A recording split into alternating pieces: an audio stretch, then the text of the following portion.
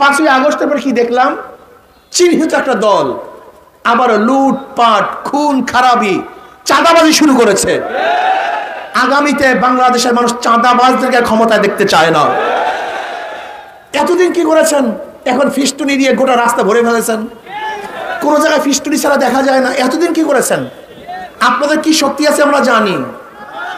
জীবনবার পরের মাথায় নুন রেখে বড়ই খাবার দল, আন্দোলন করবো আমরা, আর ক্ষমতা যেমন আপনার, এটা হতে দেওয়া হবে না ইনশাআল্লাহ।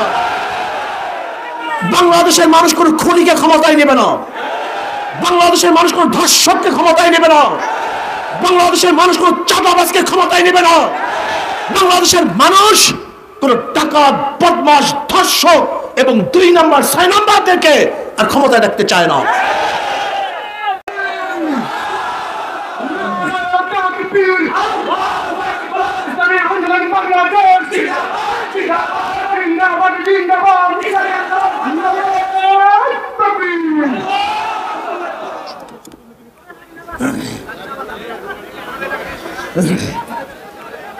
আসসালামু আলাইকুম ওয়া রাহমাতুল্লাহি ওয়া বারাকাতুহু।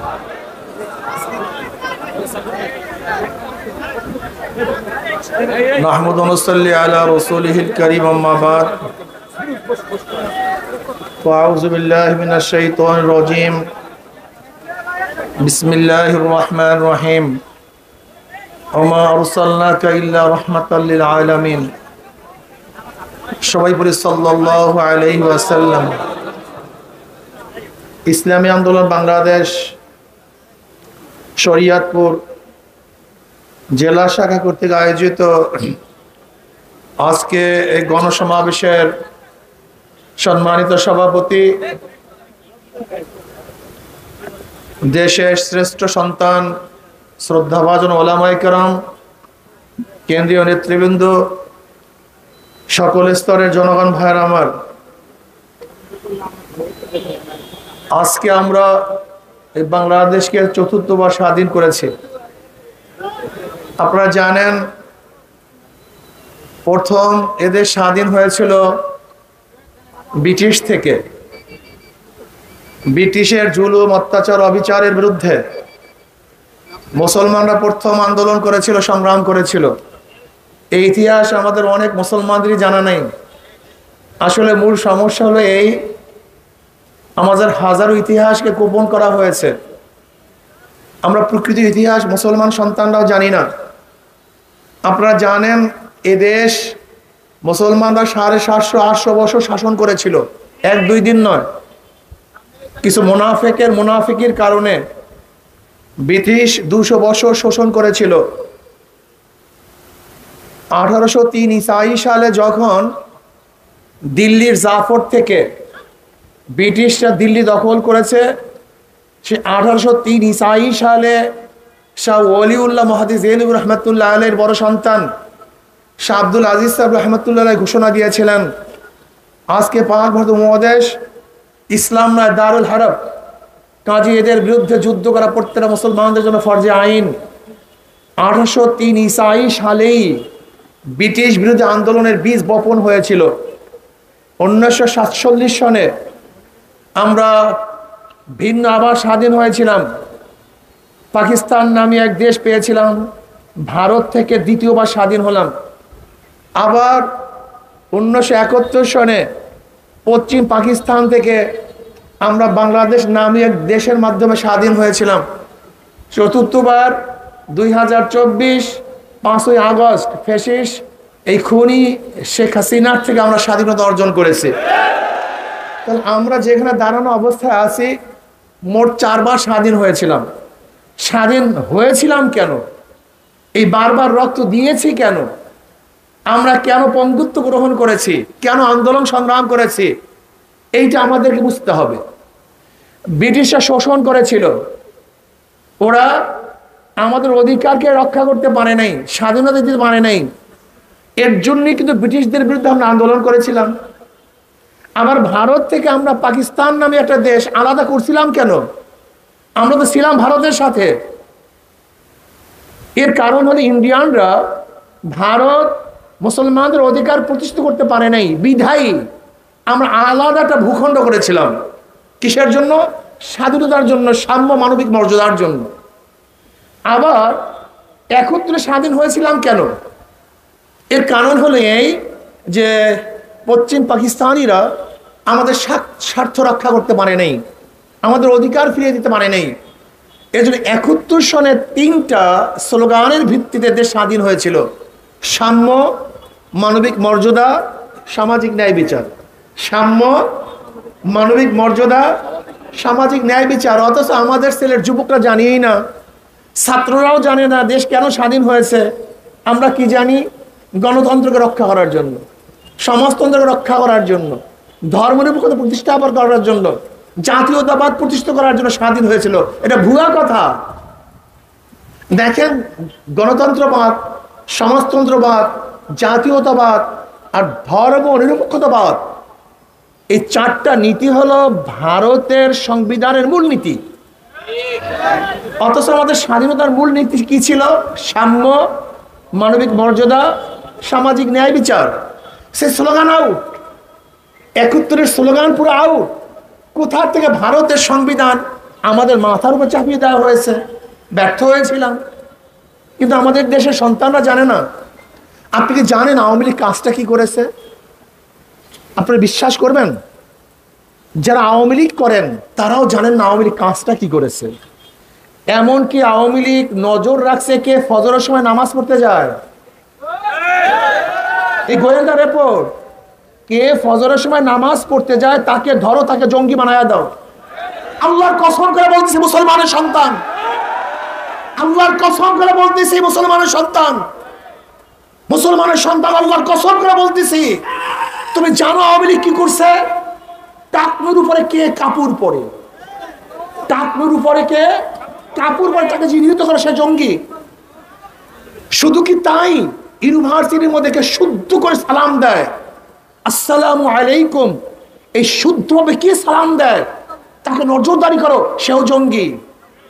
কে দাড়ি রাখে, কে টুপি পরে, কে নামাজ পড়ে, কে কলেমা পড়ে, এই গত রমজানে, এই যে গত রমজানে ইউনিভার্সিটির মধ্যে কোরআন তেলাওয়াত করতে দেওয়া হয়নি।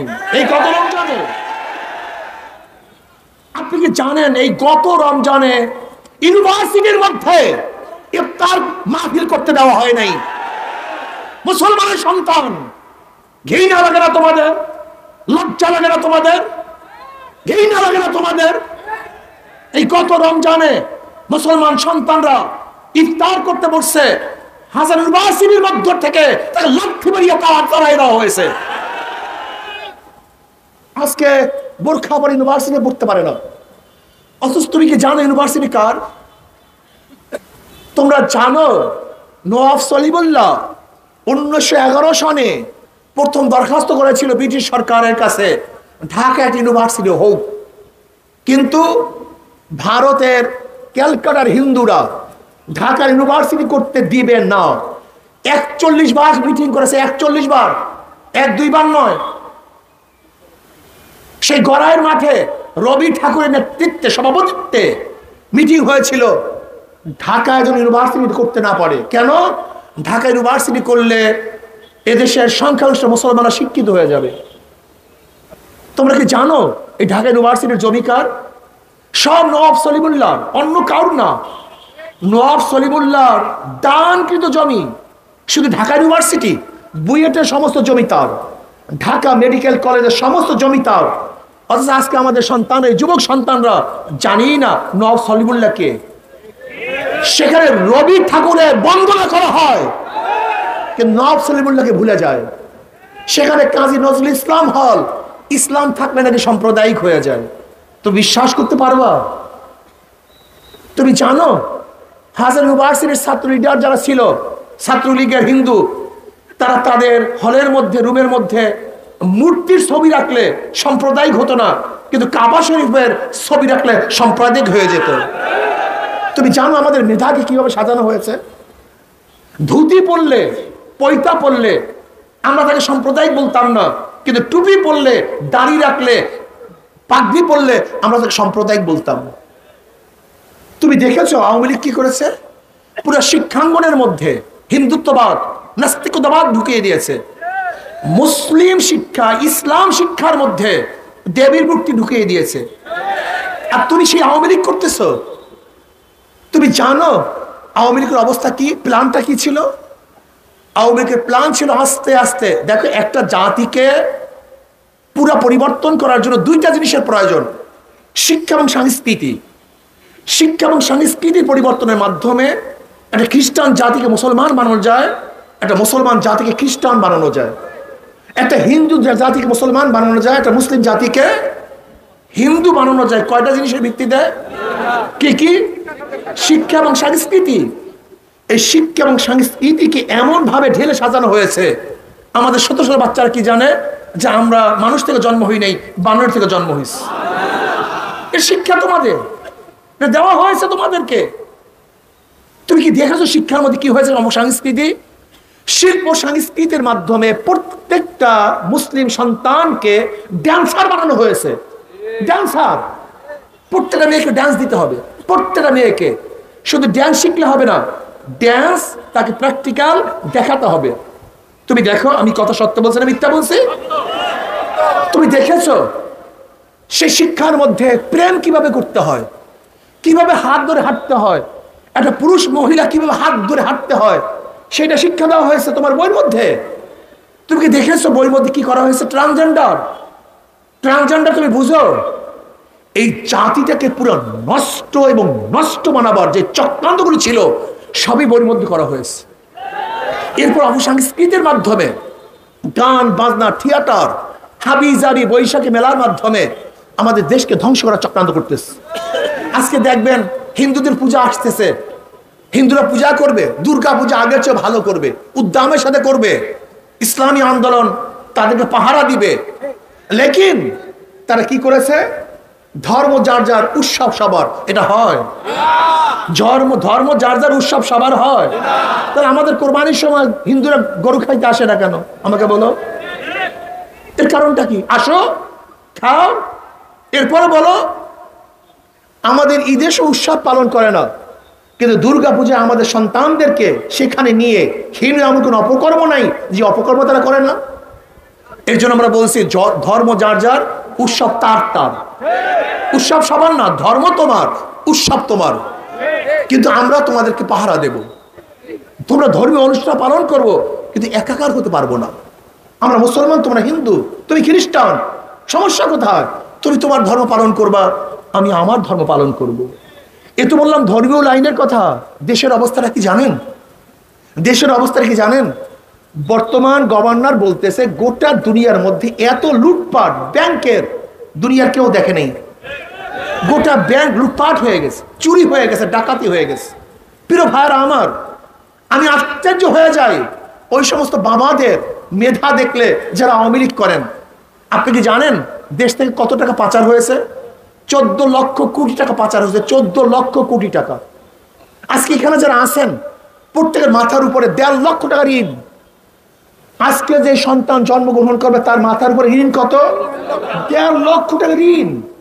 আজকে বাংলাদেশের অবস্থা কি দেখেন?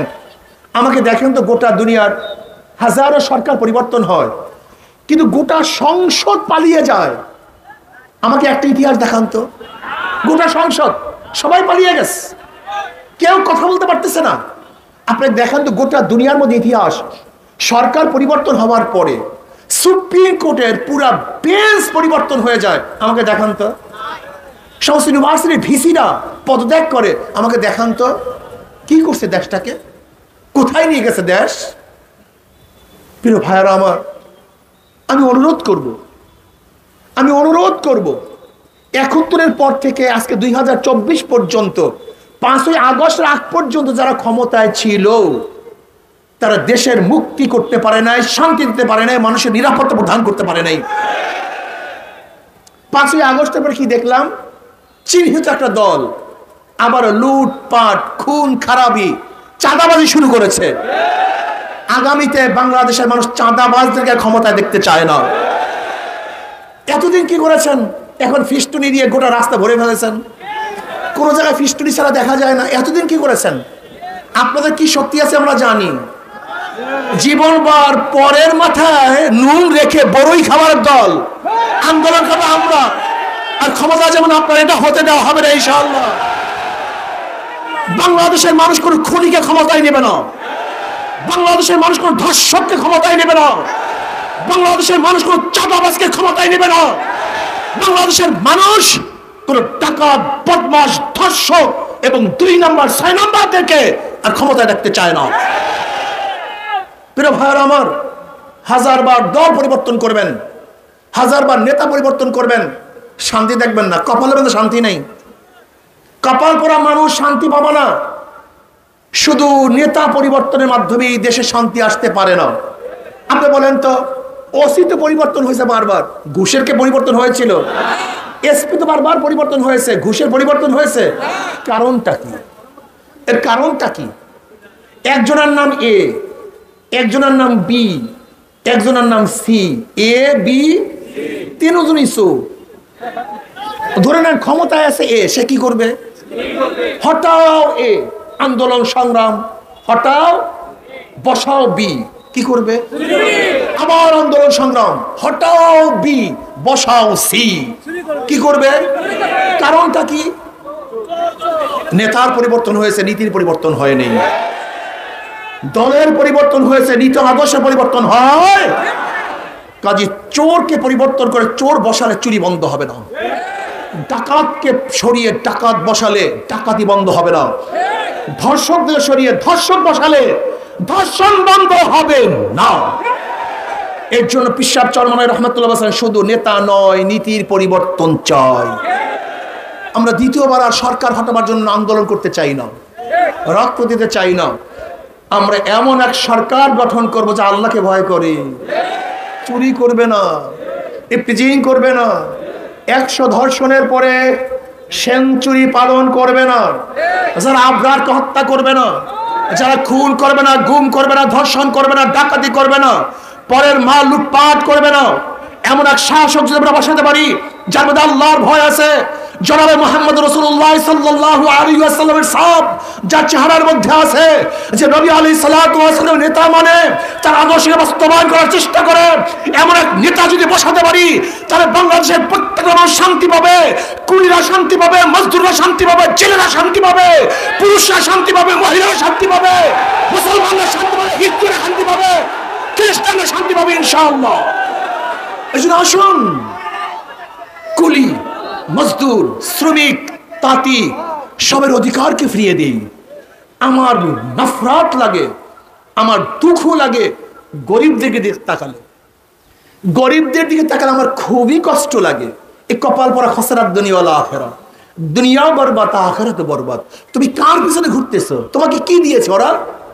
ভোটের সময় 500 টাকার চোরা টাকা ছাড়া তুমি আর কিছু পাও নেই। যে গুন্ডামি করছে, মাস্তানি করছে, লুট করছে, সেই লুটের টাকার 1000 টাকার নোট পেয়েছো, তাদেরকে ভোট দিয়েছো, কিন্তু শান্তি আনতে পারো নাই। এবার আর ভোটের সময় অবৈধ টাকা নিও না, হক্কানি আল্লাহওয়ালাদেরকে ক্ষমতায় বসাও। তোমার খাদেম হিসেবে তারা কাজ করবে, তোমার প্রভু হিসেবে তারা কাজ করবে, যারা আত্মসাৎ করবে না, তোমার টাকা ভক্ষণ করবে না, তোমার অধিকার তোমাকে ফিরিয়ে দিবে। আজকে মাত্র কয়েকটা পরিবারের কাছে গোটা বাংলাদেশের অর্থ, কয়েকটা পরিবারের কাছে গোটা বাংলাদেশের অর্থ। আপনি চিন্তা করতে পারছেন? চিন্তা করতে পারছেন? কয়েকটা পরিবারকে সমস্ত লোন দিয়ে দিয়েছে, সমস্ত টাকা তাদেরকে দিয়ে দিয়েছে। কিন্তু আমরা যদি আজকে গরিবদেরকে রিক্সা কেনার ব্যবস্থা করতাম, ঠেলাওয়ালাদেরকে ঠেলা কেনার ব্যবস্থা করে দিতাম, আজকে গরিবদের জন্য, শ্রমিকদের জন্য ইন্ডাস্ট্রিতে ব্যবস্থা করে দিতাম, আজকে বিধবার জন্য, মিসকিন এতিমদের জন্য ভিন্ন ভিন্ন অর্থনৈতিক ডেভেলপের ব্যবস্থা করতে পারতাম, তাহলে 5-10 বছরের পরে আমাদের দেশে একটা গরিবও পাওয়া যেত না। কিন্তু আমরা কি করতেছি? গরিবের জন্য কিচ্ছু করি নেই। এমনকি শরিয়াতপুরের লোকজন তো জীবন বার আওয়ামী লীগের নামে জিকির করতে করতে জীবনটাকে শেষ করে ফেলছেন, কিন্তু এখন পর্যন্ত ঢাকার রোগটা আপনি ঠিক করতে পারেন না। কপাল পোড়া শরিয়াতপুর, কপাল পোড়া শরিয়াতপুর, ঢাকা রোগটাও ঠিক করতে পারে না। অথচ জীবন বার মারো নৌকায়, পিটাও নৌকায়, দেও নৌকায়, এবারে নৌকায় না থামে না, হাতে মারো ইনশাআল্লাহ, হাত পাখায় মারো, ভোট, অধিকার বাস্তবায়ন হবে, তোমাদের চাহিদা পূর্ণ হবে, যেখানে বৈষম্য দূর হয়ে যাবে, সাম্য, মানবিক মর্যাদা এবং সামাজিক ন্যায় বিচার প্রতিষ্ঠা হবে ইনশাআল্লাহ। এর জন্য আমি যুবকদেরকে বলবো, আজকে থেকে নিয়াত করো, বিগত দিনে যারা অন্যায় করছে, অবিচার করছে, 5 তারিখের পরে যারা অবৈধ কাজ করছে, প্রতিষ্ঠান দখল করছে, মসজিদ দখল করছে, মাদ্রাসা দখল করছে, ঘাট দখল করছে, অমুক দখল করছে, এই দখলদারিটা বাদ ইসলাম হুকুমাতের জন্য আজ থেকে হাত পাকা বারকাকে ভোট দাও, কাজ করো, তোমাদের অধিকার প্রতিষ্ঠা হবে ইনশাআল্লাহ। কি রাজি আছেন ইনশাআল্লাহ? কি যুবকরা কাজ করবো তো ইনশাআল্লাহ? কে কে রাজি? 2 হাত তুলে নারায়ে তাকবীর। আগামী বাংলাদেশ ইসলামের বাংলাদেশ, আগামী বাংলাদেশ মদিনার বাংলাদেশ, আগামী বাংলাদেশ আল্লাহ রাসূলের আইনের বাংলাদেশ, আগামী বাংলাদেশ শ্রমিক কুলি মজদুরদের অধিকার প্রতিষ্ঠিত বাংলাদেশ, আগামী বাংলাদেশ মুসলমান, হিন্দু, খ্রিস্টান, বৌদ্ধ সমস্ত ধর্মাবলম্বীদের নিরাপদ এক বাংলাদেশ। আল্লাহ পাক রব্বুল আলামিন সেই বাংলাদেশ দেখার তৌফিক আমাকেও দান করেন, আমাদের সবাইকে দান করেন। আসুন, যারা ওলামায়ে কেরাম আছেন সচেতন হন, চক্ষু খুলেন, যাদের মাধ্যমে এদেশ ইসলাম হুকুমাত হতে পারে এরকম এক সংগঠনের সাথে আমরা ঐক্যবদ্ধ হয়ে কাজ করে এ দেশকে রক্ষা করি, ইসলামকে প্রতিষ্ঠা করি। আল্লাহ আমাকে এবং আমাদের সবাইকে কবুল করে নেন। আল্লাহুম্মা আমিন।